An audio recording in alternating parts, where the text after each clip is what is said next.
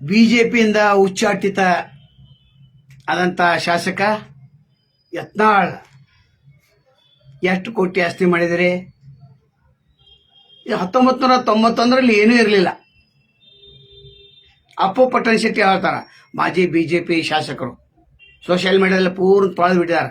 ಅಪ್ಪು ಪಟ್ಟಣ್ ಶೆಟ್ಟಿ ಗೊತ್ತದೆ, ಅವರ ತೆಗೆದುಕೊಂಡು 2 ವೀಲರ್ ಸಹಿತ ಇರಲಿಲ್ಲ, ಅವ್ರ ಹಿಂದೆ ಕೂಡ ಅಡ್ಡಾಡಿಸ್ತಿದ್ರು.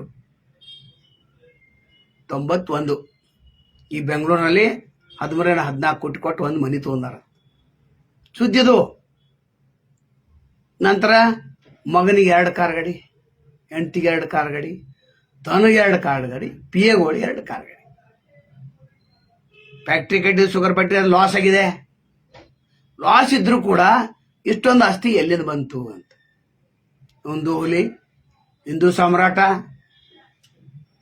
ಯಡಿಯೂರಪ್ಪಗೆ ಬೇಯೋದು, ವಿಜೇಂದ್ರಗೆ ಬೇಯೋದು, ಮಾರಿಷಸ್ಗೆ ಹೋಗಿ ದುಡ್ಡು ಇಟ್ಟು ಬಂದಿದ್ದಾರೆ ಅಂತೇಳಿ ಅವ್ರು ಹೇಳೋದು.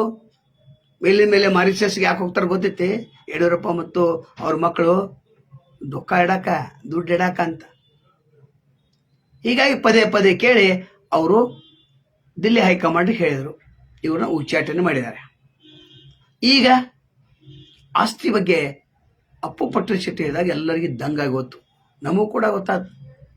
ಮತ್ತು ಬೇರೆಯವ್ರು ಅಷ್ಟು ಆಸ್ತಿ ಮಾಡಿದಾರೆ, ಇಷ್ಟು ಆಸ್ತಿ ಮಾಡಿದಾರೆ, ಏನು ನೈತಿಕತೆ ಇದೆ?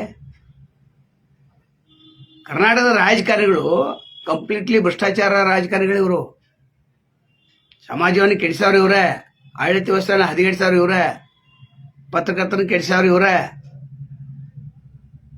ತಮಗೆ ಅನುಕೂಲ ಸಿಂಧುಯಿತು ಅಂದ್ರೆ ಹೊಂದಾಣಿಕೆ ಮಾಡ್ಕೋತಾರೆ, ಅನುಕೂಲ ಇಲ್ಲ ಬಿಟ್ಟು ಬಿಡ್ತಾರೆ, ಆಪಾದನೆ ಮಾಡ್ತಾರೆ.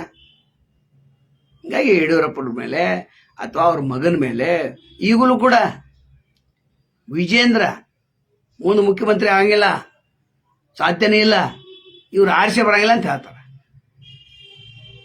ಗಳಿಗೊಂದು ಹೇಳಿಕೆ, ಆ ಹೇಳಿಕೆ ಹೆಂಗಪ್ಪ ಅಂದ್ರೆ ವೈರಲ್ ಆಗ್ಬೇಕು, ನಮ್ಮ ಹೆಸರು ಜೀವಂತ ಇರ್ಬೇಕಂತ. ಈಶ್ವರಪ್ಪಂದು ಕೂಡ ಅದೇ ಪರಿಸ್ಥಿತಿ ಇದೆ. ಬೆಳಗಾವಿ ಜಿಲ್ಲೆ ಬರಬೇಕಾದ್ರೆ ಲಕ್ಷ್ಮೀ ಹೆಬ್ಬಾಳ್ಕರ್ 2001-2ರಲ್ಲಿ ಒಂದು ಸ್ಕೂಟಿ ಪೆಪ್ ಇರಲಿಲ್ಲ, ಅದಕ್ಕೆ ಲೋನ್ ತುಂಬಕ್ಕೆ ದುಡ್ಡು ಇರಲಿಲ್ಲ. ಲಕ್ಷ್ಮೀ ಕೋಆಪರೇಟಿವ್ ಸೊಸೈಟಿ ಎತ್ಕೊಂಡು ಹೋದ್ರು ಖಾನಾಪುರದವರು. ಈಗ 500 ಕೋಟಿಯಿಂದ ಹೆಚ್ಚ.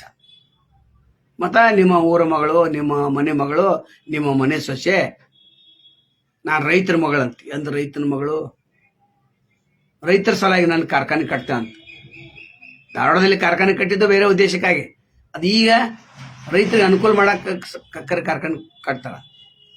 ನಿರುದ್ಯೋಗಿ ಯುವಕರಿಗೆ ಉದ್ಯೋಗ ಕೊಡ್ತಾ ಅಂತ. ಈ ರಾಜಕಾರಣಿಗಳು ಏನಿದಾರ 420 ಬೈಯೋದು ಬೇಡ ಅವರಿಗೆ. ಈ 2 ಉದಾಹರಣೆ ತೋರಿ, ಉಳಿದಾರದೆಲ್ಲ ಗೊತ್ತಿದೆ, ತಮಗೆಲ್ಲ ಗೊತ್ತಿದೆ. ಈಗ ಇವತ್ತು ಬಂದದ್ದು ಯತ್ನಾಳ್ ಅವ್ರ ಬಗ್ಗೆ ಹೇಳಲಿಕ್ಕೆ. ಯತ್ನಾಳ್ ಹಿಂದೂ ಸಾಮ್ರಾಟ, ಆ ಸಾಮ್ರಾಟ್, ಈ ಸಾಮ್ರಾಟ್. ಹಾಗಾದ್ರೆ 91 ಅಂದ್ರೆ ಎಷ್ಟು ವರ್ಷ ಆತ? 26-1-9-35 ಇಷ್ಟು ಕೋಟಿ ಆಸ್ತಿ. ಮತ್ತು ತೋರಿಸೋದೇನೋ ಫ್ಯಾಕ್ಟ್ರಿ ಇತ್ತಿನಲ್ಲಿ ಘಟಕಿದೆ. ಅಂದ್ರೆ ಬೆಂಗಳೂರಲ್ಲಿ ಆಸ್ತಿ ಹೆಂಗ್ ಬಂತು? ಯಾರು ಕೇಳೋರ್ಲ, ಹೇಳೋರ್ಲ. ಇವ್ರ ಮೇಲೆ ಆಪಾದನೆ ಮಾಡೋರೇ ಇರಲ್ಲ. ಇವ್ರು ಆಪಾದನೆ ಮಾಡಿರಂದ್ರೆ ನಮ್ಮ ಮೇಲೆ ಆಪಾದನೆ ಮಾಡಕ್ ಪ್ರಾರಂಭ ಮಾಡ್ತಾರ. ಈ ಯತ್ನಾಳ ಟೀಮ್ ಏನಿದೆ, ಯತ್ನಾಳ್ ಬೆಂಬಲಿಗರು, ಅಪ್ಪು ಪಟ್ಟಣ್ ಶೆಟ್ಟಿ ಅವ್ರು ಕೇಳ್ರಿ, ಅವರೇ ಹೇಳ್ತಾರ. ಅವರು ಎಲ್ಲ ಹೇಳಿಬಿಟ್ಟಿದಾರ. ಅವರು ಬಿಜೆಪಿ ಮಾಜಿ ಶಾಸಕರು, ಹಾಲಿಂದ ಹಾರಿಗೆ ನೀರಿನ ನೀರಿಗೆ ಹೇಳಿಬಿಟ್ಟಿದಾರ. ಅವರು ಯತ್ನಾಳ್ ಹಿಂಗಿದಾರಪ್ಪ, ಇವ್ರಿಗೇನು ನೈತಿಕತೆ ಇದೆ? ಬೇರೆಯವ್ರು ಅಷ್ಟು ಕೋಟಿ ಆಸ್ತಿ ಮಾಡ್ರು, ಇಷ್ಟು ಕೋಟಿ ಆಸ್ತಿ ಮಾಡ್ರು ಅಂತೇಳಿ. ಹಾಗಾಗಿ ನೀವು ಕೇಳ್ಬೇಕು, ಈ ವರದಿ ಮುಖ್ಯ ಉದ್ದೇಶ ಏನು? ರಾಜಕಾರಣಿಗಳು ಹೇಳೋದೊಂದು ಮಾಡೋದೊಂದು ಇರ್ತೈತಿ. ಆನಿಗೆ ಹಂಗೆ ತಿನ್ನಕ್ಕೊಂದು ನಾಲಿಗೆ ಮತ್ತು ತೋರ್ಸಕ್ಕೊಂದು ನಾಲಿಗೆ, ಹಂಗೆ ಇವ್ರು ನಾಲಿಗೆ ಇರ್ತೈತಿ. ಇವ್ರನ್ನ ಯಾರು ನಂಬಕ್ಕೆ ಹೋಗ್ಬೇಡ್ರಿ ಅಂತ ಅಷ್ಟೇ. ಈ ವಿಡಿಯೋ ಮುಖ್ಯ ಉದ್ದೇಶ ಅಂದ್ರೆ ರಾಜಕಾರಣಿಗಳ ನಂಬಕ್ಕೆ ಹೋಗಬೇಡಿ, ಹೇಳೋದೊಂದು ಮಾಡೋದೊಂದು ಮಾಡ್ತಿರ್ತಾರೆ. ಇದು ಕಾರ್ಯಕರ್ತರು ಭಾಳ ಎಚ್ಚರಿಕೆಯಿಂದ ಇರ್ಬೇಕು. 6-8 ಕಾರ್ ಗಾಡಿ ಒಬ್ಬರು ಮನ್ಯಾಗ ಅಂದ್ರೆ ಮಗನಿಗೆ 2, ಹೆಂಡತಿಗೆ 2, ತನಗೆ 2, ನಂತರ ಪಿಎಗಳಿಗೆ 2 ಅಂದ್ರೆ ಏನ್ರಿ ಎಲ್ಲಿ ಬಂತ?